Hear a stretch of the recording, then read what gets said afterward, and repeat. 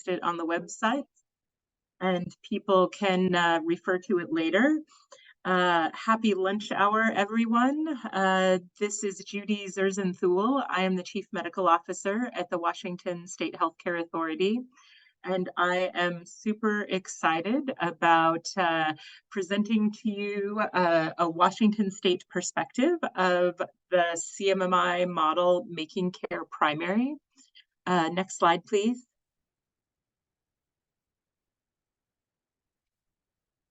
This is going to be today's agenda. I will give a brief overview of primary care efforts in Washington State that includes some summary about making care primary.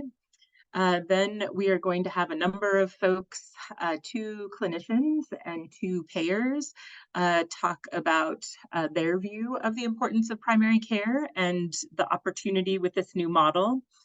And then we're going to finish out with an extended period of time for question and answers. The CMS Innovation Center staff are on, both Megan and Leah, and we really appreciate that. So we hope that we will have enough people, enough people here to answer your questions. I'll also say that there is a Q&A that is open for you to enter questions at any point in time. We can either then enter them by text, and we'll add those to a frequently asked question if they're easy, or we'll save them for later if they're good for discussion. So with that, let's kick it off. I think all of you know and are believers in this along with me that primary care practices are in trouble. And they are struggling with capacity right now, struggling with providers, struggling with burnout, and primary care is a rough place to be. However, as you also all know, primary care has the potential to prevent and reduce downstream costs. But in order to do that, we need to help primary care reform their capabilities, their capacity, and their financing. I also think this is a statement none of you will argue with, but primary care is not prepared to support our overwhelmed behavioral health system here in Washington.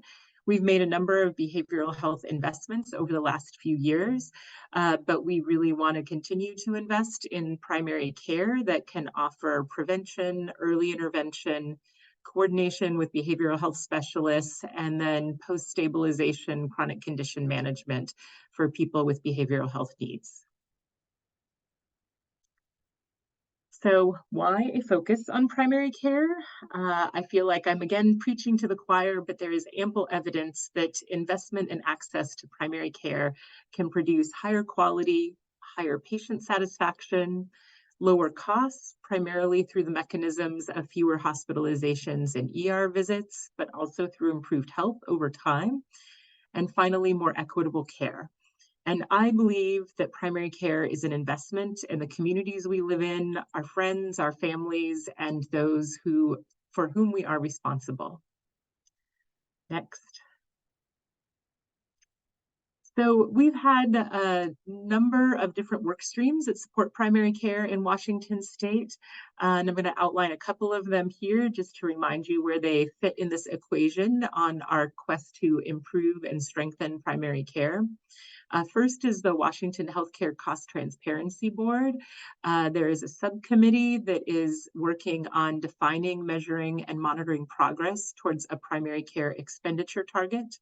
That target is 12%, and the committee meets monthly, and we are almost done finalizing that definition, and then we'll work on measurement.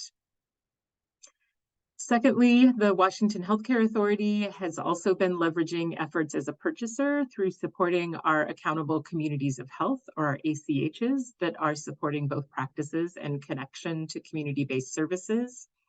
Our value-based payment models that happen both in Medicaid and the Employee Retirement Board, and improved behavioral health integration through the Washington Integrated Care Assessment, which is a part of this work. And then third, and what we're mostly going to talk about today, is since 2019, we have had a multi-payer collaborative that has created, in conjunction with a group of clinicians, the primary care transformation model that is designed to standardize expectations for primary care delivery and collaborate with payers on supports and payment policies and quality measures for practices. And this federal CMS Innovation Center Making Care Primary model seeks to bring Medicare into that model. And I think that will make our efforts more successful. And I am very excited about this. Next slide. So how does Washington's primary care transformation model fit in? The model that we have worked on here in Washington State for the last few years has aligned quality metrics. There are 10. Conversation about provider supports that both might be someone that can help you change your practice and how you deliver care, but could also be supports around data infrastructure or EHR alignment. There are provider accountabilities and certification that helps identify which step, level 1, 2, or 3 a practice is in. And then payment models that are moving towards a capitated or a per member per month kind of payment. This fits in with other work that HCA is doing, including patient education, EHR investments, workforce development, the primary care spend target I mentioned earlier, and behavioral health integration. And the primary care transformation model, we think, is a collection of strategies that, with these other strategies, creates an environment where primary care can not only succeed, but thrive. Next slide. And actually, I already said this, so next slide. So one question a number of people might have is, where does Making Care Primary fit in with this Washington primary care transformation model? And so we've altered our little house diagram to show that both of these efforts are merging and they all create one roof for primary care. So the Washington Primary Care Transformation Model is the state initiative to align primary care coverage across all sources. So that includes private or commercial insurers, the Medicaid MCOs, and Medicare Advantage. And then the Medicare Making Care Primary brings Medicare fee-for-service funding and additional alignment to our efforts. Next slide. This is a summary of what Making Care Primary looks like. I'm just going to highlight the pieces that I'm very excited about. This is a 10.5-year model, which I think reflects that change in primary care is hard. And so it allows practices time to evolve and move into value-based payment. I also think it reflects that people with chronic disease don't change their chronic disease quickly, that also takes time. And so I think the 10.5 years will allow practices to be successful in this model. It is a cost neutral model. So the idea is not to create cost savings for Medicare, but to invest what savings there are back into primary care, and is a pathway for practices particularly that haven't started down a value-based care arrangement to start that transformation.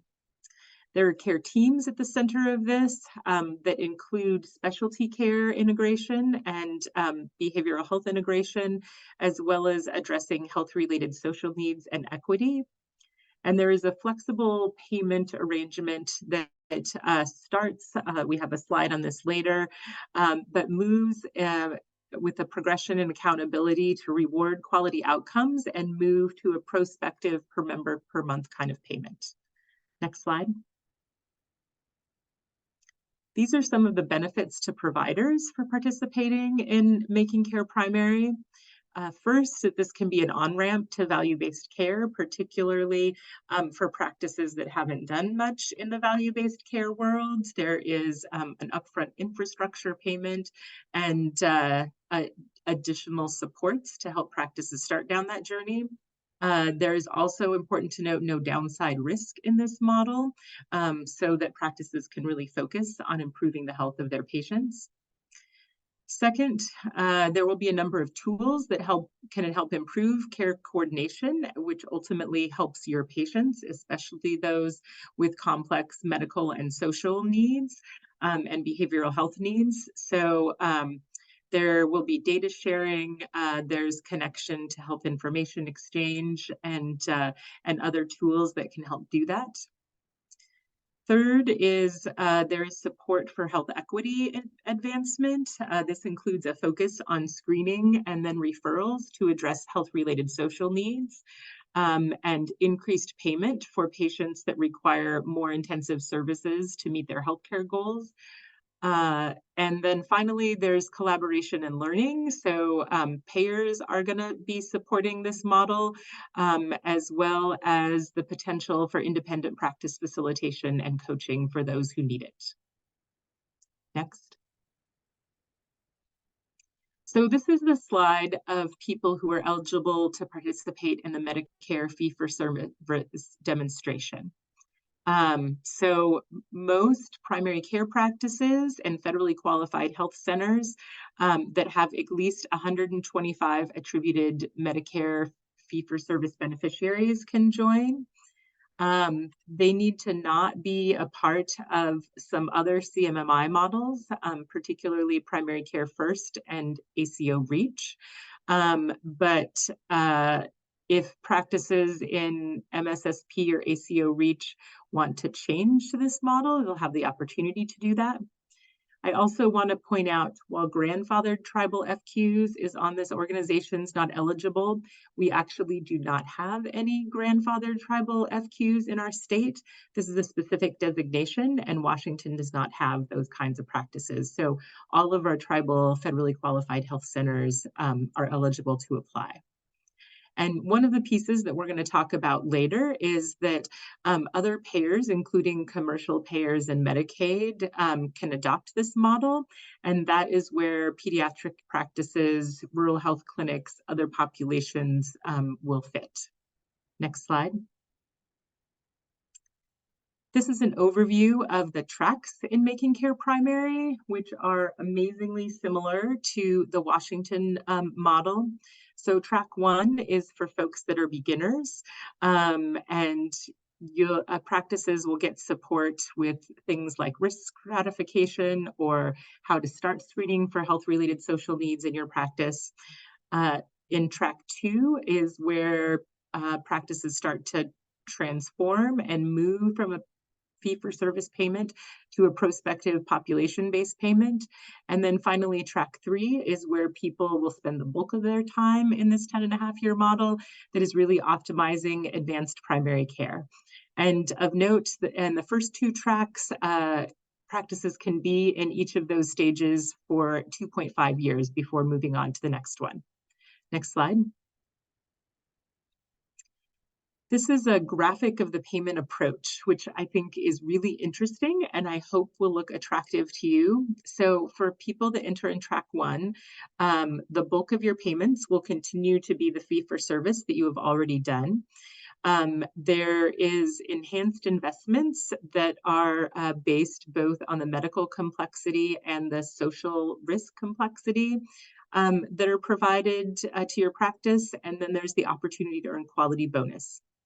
Over time, you'll see that fee-for-service starts to be moved into some prospective payment so that by track 3, all the bulk of your reimbursement will be on a prospective payment basis with a much larger potential for quality bonuses. For Medicare, that quality bonus is up to 60% of your fee-for-service revenue when you started. So I think that really puts a lot of ability for practices to improve the health of their population and then be rewarded for that. Next. These are the performance measures that are in Making Care Primary. You probably won't be surprised by any of them. They focus on chronic conditions, on prevention with colon cancer screening, on person-centered care with a new survey that is not CAHPS, which I'm very excited about. There is a behavioral health measure for depression, an equity measure, And then practices will be measured on their total cost of care and emergency department utilization and compared to their self in how they change over time. For the Washington specific model, we have a couple of other measures that will, for the commercial and Medicaid part of the population, overlay on top of these measures. These measures are mostly to do with kids because they're not covered in Medicaid. So immunizations and well child visits are on that list. There are some women's health measures and then also another behavioral health measure. Next slide. This is the timeline of making care primary, and hopefully your eye will be drawn to that big red circle, which is the reason we're doing this webinar today. To get into the Medicare part of the model, there is a one-time entry that is needs to be applied for by November 30th. And the practices that join up and submit their application and are selected can drop out at any time after this, but there will not be another opportunity to join on the Medicare side. I think there are a number of advantages that Medicare brings, including some of this initial infrastructure and supportive payments, particularly for practices at level 1 and 2. And that is why I am encouraging all of you who might be eligible to apply before November 30th. CMS is going to review those applications, and commercial payers, including Medicaid and Medicaid MCOs, are going to be asked to sign letters of interest by February and talk about how their models will align with the Making Care Primary model. And then the Medicare model launches in July of 2024. The Medicaid and commercial models of care will probably launch after that and will probably be a staggered implementation, but the dates are not certain yet. Next slide. So where does HCA fit into this? The traditional or the original or fee-for-service Medicare is testing this model in Washington State. And here at HCA, we are very interested in aligning with the Medicare model principles. I think this has nice overlap with our primary care transformation model that we've spent a number of years developing with stakeholders. I think Medicare is and CMMI are right on target because their model extremely closely matches what we've come up with in Washington. So great minds think alike. And we think that the investments that Medicare is able to make in these practices will be worthwhile and helpful to support primary care overall in our market.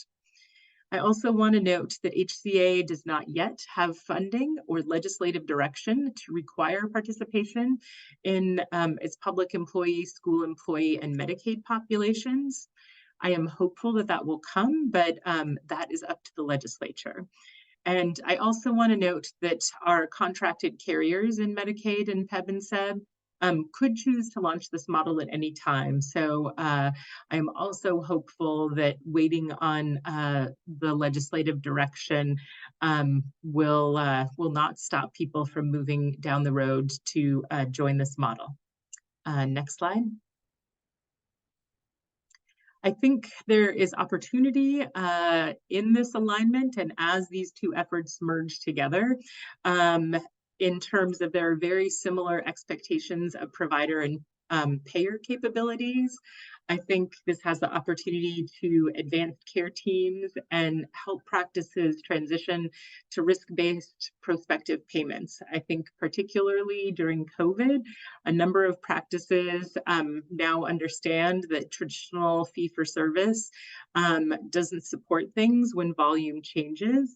And I hope people that know that the traditional fee-for-service volume doesn't necessarily result in better health for our populations and better health for people. And so moving to this prospective payment model will allow for additional flexibilities of how practices deliver care. It also brings federal oversight into us. And I'll move on. Yes, I also hope that the aligned payment model with Medicare can attract some providers who have been hesitant to participate or are not sure what this is about. So now you can move on. I wanted to hit a number of myths that I have heard in talking with providers and clinical organizations. So next slide. So first, that you have to sign up through HCA. So the facts are that for Medicaid, or for, sorry, I'm even going to mix it up. For Medicare, you have to sign up by November 30th through CMS. And the link is here. They also just released additional materials to help practices that are interested in applying. So you can look for those. We'll add that link to the frequently asked questions after this webinar. Next slide. Myth number 2 is that making care primary is only for Medicare fee-for-service. While there is a deadline to join for Medicare, which third time's a charm, that's November 30th, the application for other payers and Medicaid will come later. I also wanted to note that if your practice is selected for Medicare in the part of making care primary, your name will be shared with the commercial payers and Medicaid payers around our multi-payer table. And there has been interest around that multi-payer table that those practices might be the first ones for payers to work with.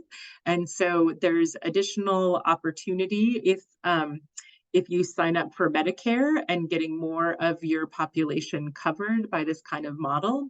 I also want to note that for pediatricians and for family medicine folks, we are looking out for where they fit in, and we are also going to make sure that pediatrics and family medicine for the pediatric population that's covered there can join this model. Next slide. Which I already said, I guess. Myth number 3 is there's nothing in here for kids, and not for this Medicare deadline, but coming soon. So please stay engaged. Please ask questions, and it is likely that a number of the payers are going to follow a similar way of the structure that is set up for payment in making care primary. And so we are hopeful there will be alignment across the payers in terms of both measuring quality, practice supports, and moving to this prospective per member per month kind of payment. Next slide.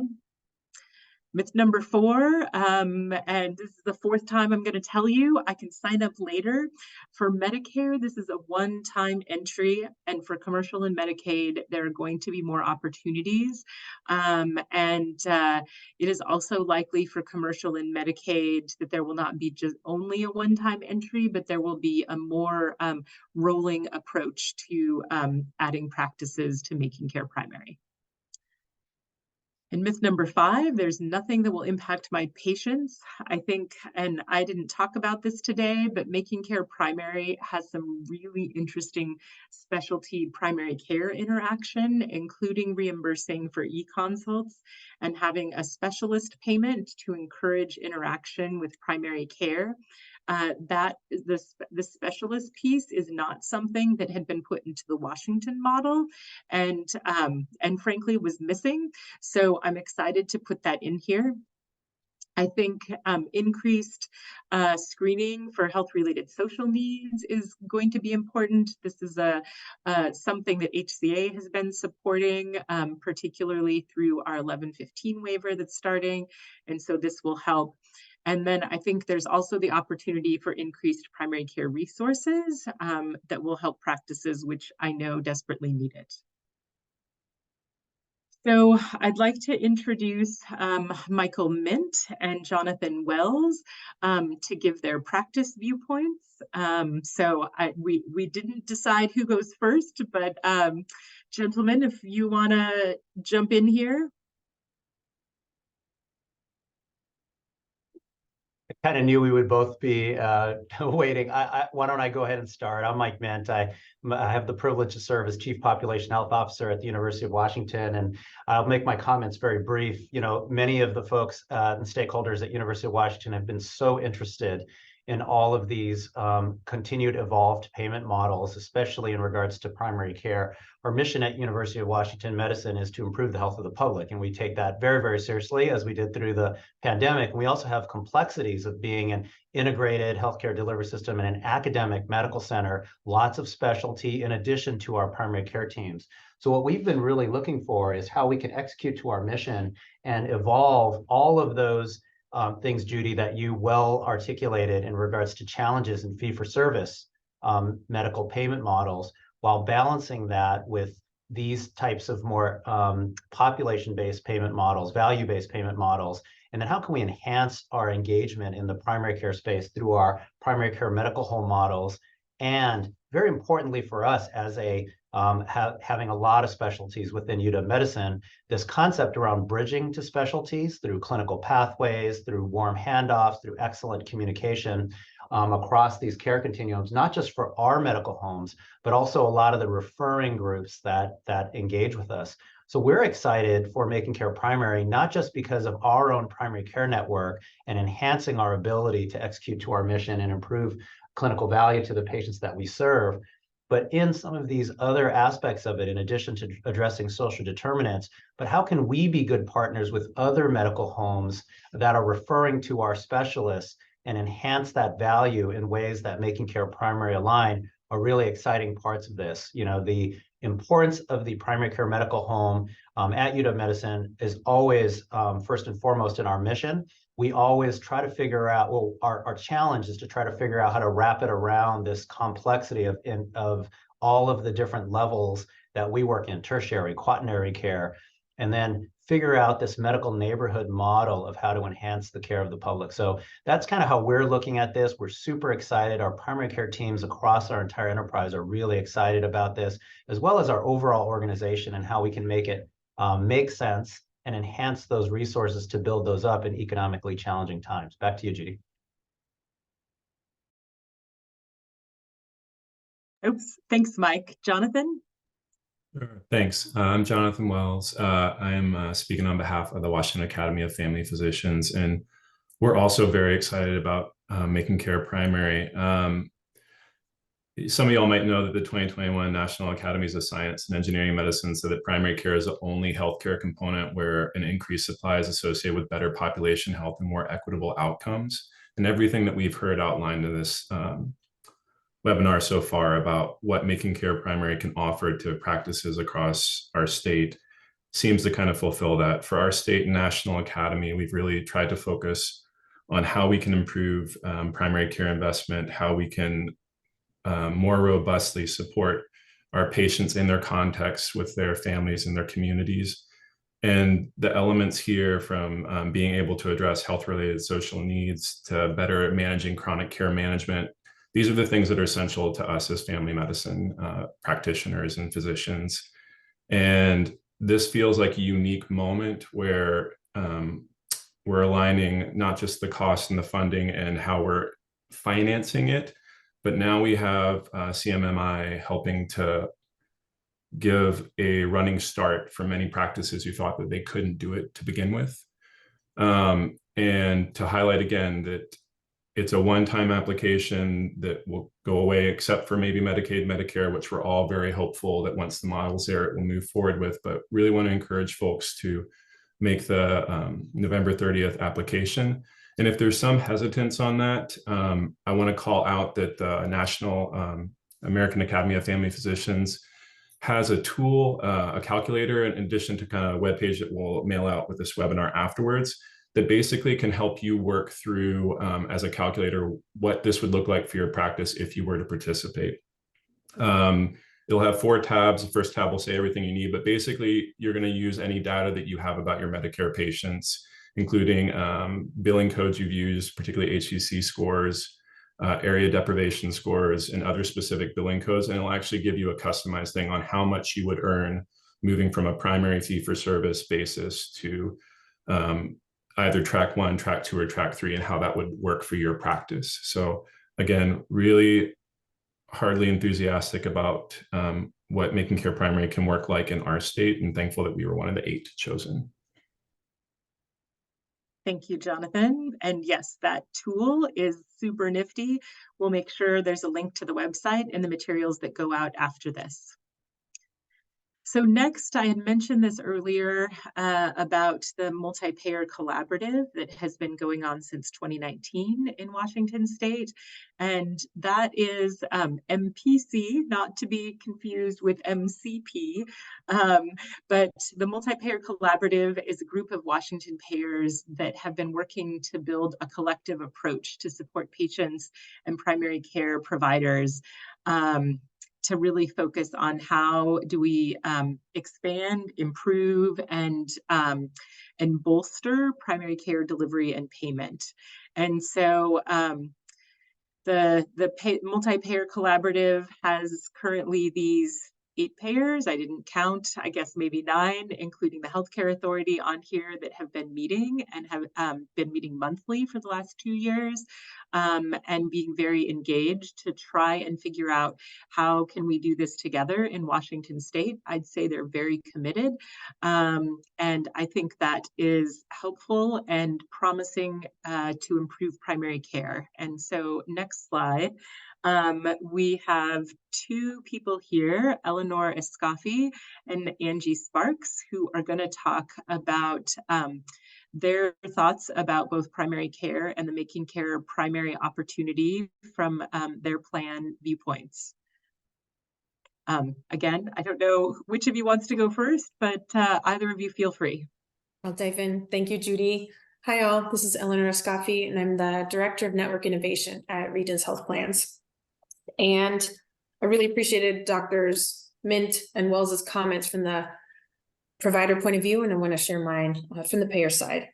So first, just want to comment on why Regence views primary care as so fundamentally important. And to me, it comes down to that unique positioning that primary care providers have to be caring for the whole person over time. I just think that is the key difference between primary care and the rest of the medical continuum. We've seen primary care incorporate social determinants of health into their model of care and taking into consideration the ways in which the places where we live, work, and play impact our well-being, as well as the impact of family and community systems on an individual's health outcomes. In my particular family, I've had the same PCP for 20 years, and that family doctor also cares for my 3.5-year-old and my husband. So really is the only healthcare provider in my life who brings a robust view of my family situation and really my overall health. We've seen primary care demonstrate a commitment to transforming and evolving based on their patients' needs. And I really admire the primary care community for that reason. Everything from championing EMR adoption to bringing that social determinants of health point of view into the primary care setting, and now virtual care options that primary care really flexed to offer during the pandemic speaks to that continuing dedication to keep up with their communities and meet their needs over time. Regence really encourages practices to sign up for MCP by the 11/30 deadline. And we saw a phrase on an earlier slide that really sums up the importance of MCP for me, and that is sustainable transformation. I see MCP as advancing practices along the value-based care continuum with supports in place and at a pace that reflects the body of evidence on total cost of care reduction and chronic disease management, and the fact that those things do play out over a number of years. We are excited to see the momentum that will be built with practices raising their hands to want to participate in either tracks 1, 2, or 3 of this APM. And I believe it sends a strong message to payers and that commitment to value-based care on behalf of practices. As Judy mentioned, payers across the state of Washington will get a chance to see that list. And I know that always encourages excitement about a demonstration alternative payment model. Thanks so much, Eleanor. I could not agree more. And thank you for sharing your personal story and your comments about what a resilient primary care community we have here in Washington. I'm Angie Sparks. Full disclosure, I'm a family physician by training. On the webinar today, I'm representing United Healthcare, one of our managed care organizations for Medicaid in the state. We also do provide Medicare, dual eligible special needs, and commercial insurance in the state, and have been really honored and thrilled to be partnering with the Healthcare Authority on the multi-payer transformation model and the multi-payer collaborative toward primary care transformation before Making Care Primary came into being. Judy talked a lot about the capacity building in primary care and what that really takes. We would, as we saw in the public health emergency, primary care in Washington state is incredibly resilient, able to step up, and the payment system that was in place and that is in place, the fee-for-service payment system, just does not support when volume changes. And we would love to change that overnight. A lot of our groups that we work with have said, and we've listened, that there really needs to be technological capabilities to receive and process data, systems to support care management, coordination of care, team-based care, allowing our clinicians to work at top of licensure, and administrative support to be able to measure and track progress in this way. And it's very different doing that in a practice compared to just to fee-for-service. There's also a volume that comes along with it. We saw one of the criterion being 125, which might be a low bar, but if you have a small practice, I can imagine that could be hard. We at United Healthcare are really excited too when we saw how much alignment there was between the principles and some of the measures in Making Care Primary and how that would work in primary care transformation in the model that we are continuing to work on with the Healthcare Authority in Washington. What's really going to make this sing is the continued collaboration that we're seeing here on this meeting between CMMI, between the Healthcare Authority, all of our wonderful primary care clinicians and organizations in the state of Washington, and payers who you're seeing on this call, to be able to move this forward together. Being coordinated, we heard loud and clear also from our practices that this needs to be aligned so that it's not coming in different directions and feeling disconnected. So the leadership of CMMI to bring an alternative payment model like this together is really exciting. We strongly support the vision and objectives of Making Care Primary. We will continue to work closely with our state Medicaid program to ensure primary care providers have the tools and resources that they're going to need to strengthen care management, improve health equity, and reduce costs. Again, really excited about the model and encourage you to sign up. I don't see a downside.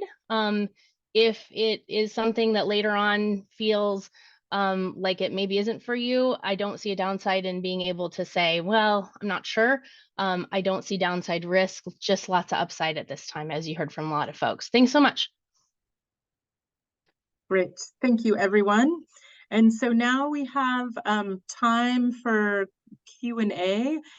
On this slide is the, actually, I'm going to send you back to the slide. Yeah, the links for more about Making Care Primary and Medicare model, and an email for a help desk, as well as our own primary care help desk, and a website where we have quality measures and some of the work that we've done already on primary care in Washington.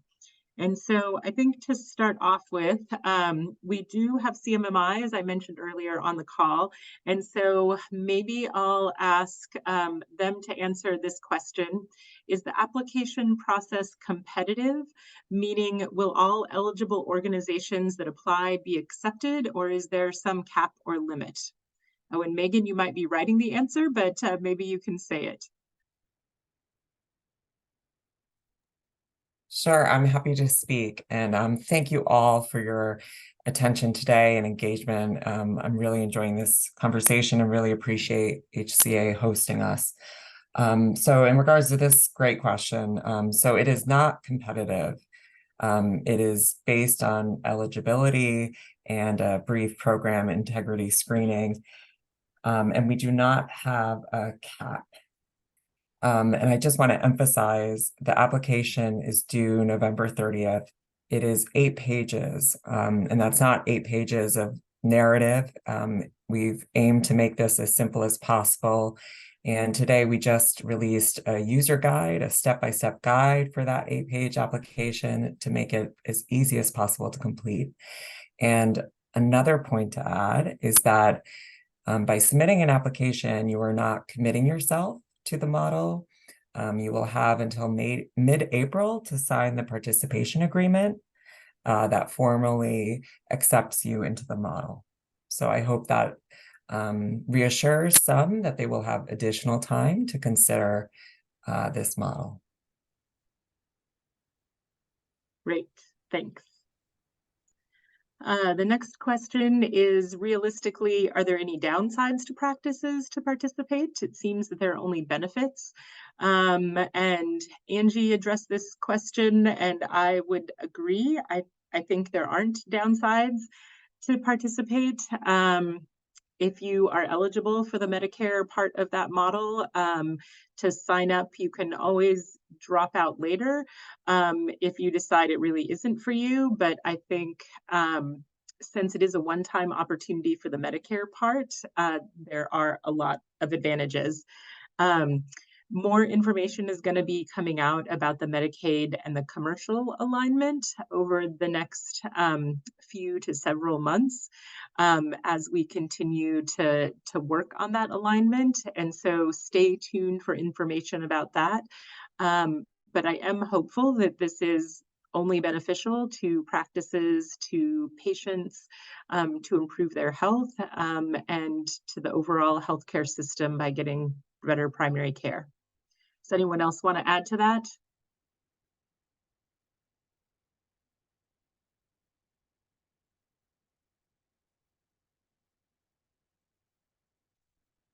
The next question that also maybe I'll toss to Megan to start with is, can you talk more about what this looks like for behavioral health? This is a great question and one dear to my heart. In my former role, I facilitated an integrated behavioral health peer group in DC. So I'm very passionate about this topic myself. And I will say that, so we have, as part of our care delivery model, we have certain goals laid out for integrated behavioral health. They're described in the RFA. If I'm fast enough, I'll pull up the page number. And I will summarize it to say that I think it is a very, these goals can be easily reached, and the model selected is a measurement-based care model. So CMS did not decide to choose a very strict, comprehensive model of integrated behavioral health. Rather, they wanted one that was evidence-based but flexible for different contexts, because we recognize that the practices we would hope to participate in this model are in many different places in terms of their level of integration. I hope that answers your question, but please type another question if you'd like me to say more. Great, thank you. If you are part of an ACO, you do not qualify. Is that correct?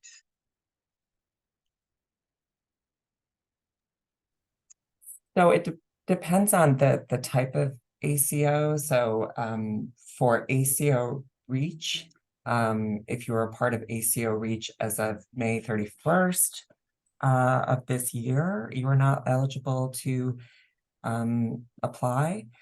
If you are a member of MSSP, the Shared Savings Program, we do allow a period of overlap, but one must withdraw by January 2025. Am I getting that right? To continue to participate in MCP. Yeah, Megan, just to put a fine point on it, it's December, the withdrawal from MSSP has to be effective December 31st, 2024. So that you would go into 2025 only participating in MCP. Great, thanks. And to be clear, if you're in another type of ACO, that doesn't necessarily apply. Those are the two models that CMMI is testing now, and so so that is why there are those questions. I'll leave this open to sort of anyone on the team that would like to answer, but does anyone have any insight for organizations that are considering leaving an ACO to join MCP? And Mike, I don't know if you want to talk about that, or Megan can also jump in there. Yeah, no, I can just tell you that it's you know, the UW Medicine participates in several different types of arrangements, right? Both all the way from pay performance all the way through different types of relationships in the commercial, Medicaid and Medicare space, Medicare Advantage, and MSSP, which we are doing a determination of which program better suits our strategic vision going forward, especially vis-a-vis our primary care teams and medical home teams. It's a tough, it's especially hard in an integrated healthcare system because we have a lot of sort of unintended consequences as we think about staying in one, engaging certain groups within our organization and another one. And how do we maintain sort of our overall value proposition as a healthcare system, both on the primary care side as well as on the rest of the system. So it's a very challenging calculus that we're doing here with lots of stakeholders, and we're trying to do this in the most open, transparent way to make sure that all the stakeholders understand our evolving knowledge on this program. And thank you so much, Judy, for hosting, and CMS for answering these questions. And then trying to make the best call for our patients at the end of the day, to do all those things that Making Care Primary is really intending to do, which is very much in alignment where we want to go. But obviously, one of the other questions that came up earlier, I'll just quickly allude to that. They asked if there's any negative to these. One of the things that we found that was maybe somewhat unique to us, but probably not entirely, is that a lot of our financial funds flow systems are based on certain productivity measures that are based on volume. And so even thinking about just our primary care teams and how we fund the departments, the operational clinics, the divisions and stuff that work there, and then thinking about how do we kind of make sure that we're enhancing value and not having unintended consequences in funds flow is something we're having to work out here as we get increasing knowledge of how these payment models will evolve over time. But that's factoring into this program also. Thanks, Judy, back to you. Great, thanks, Mike. Megan and Leah, anything to add? Not on that point, but I did, Judy, just want to speak to two questions that have come in that are essentially asking about other types of payers. And I just want to emphasize the point of how important payer partnership is to the success of this model, and to explain more about our vision there. So we have a team at CMS, the Making Care Primary team, that is working to engage with payers in all 8 states. And when I say payers, I mean all types of payers, including commercial. I saw that in an earlier question. Engage payers in becoming MCP payer partners. And what that means is that they will be in direct communication with us, in direct communication with other MCP payer partners on this work of developing alternative payment models for primary care. We will be sharing our best practices, our successes, our challenges, and trying to figure out how to catalyze each other's efforts and create an aligned system. So like a system of coordinated design, so that providers are not burdened by having many different types of payment models, including payment structures and quality measures to attend to. So that is that work, and it's really a big piece of what we're doing.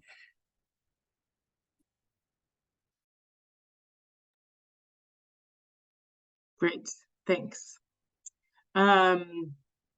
I did not address, is there still the 51% of sites eligibility requirement for FQHCs with health centers in other states? Megan, do you want to talk about this? Yeah, I'm not fast enough to look at the details of this because it's there's like a caveat here. So whoever wrote this question, please just follow up with me by direct email, and I can provide a response that I verified with our team. And my email is megan.loucks, Loucks, at cms.hhs.gov. Thanks.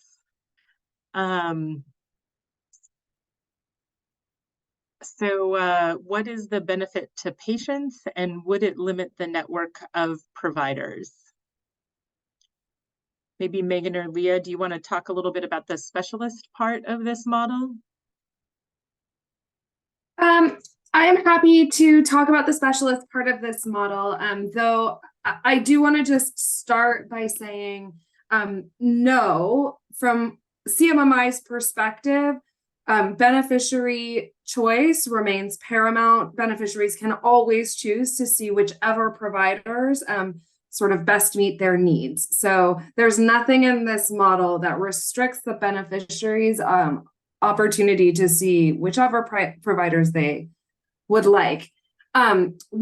One sort of piece of this model that I don't think we've talked about much here today is the specialty integration piece. And I'm not going to go into a lot of detail on that because we don't have our specialty integration experts here on the call. And I don't want to get myself in trouble either. But one of the things that we're really interested in doing is streamlining the ability for primary care providers to coordinate with, receive information from, and work sort of in lockstep with specialists in their regions. And so we are introducing some new payment types that you can learn about more in the MCP RFA that will be available to specialists that we are hoping improve access to specialty care for beneficiaries and potentially reduce some of the difficulty in having sort of multiple people involved in a beneficiary's care, from primary care to multiple different specialists. So I'm going to leave it there before I get myself in trouble, as I said before, but certainly looking for that specialist integration to improve access for beneficiaries. Great, thanks. Another, I'm going to sort of paraphrase this question, but folks that are wondering about, are they still subject to the QPP reporting and MIPS versus is this an advanced APM under MACRA? I know this is in the packet, but maybe Megan, do you want to talk about that?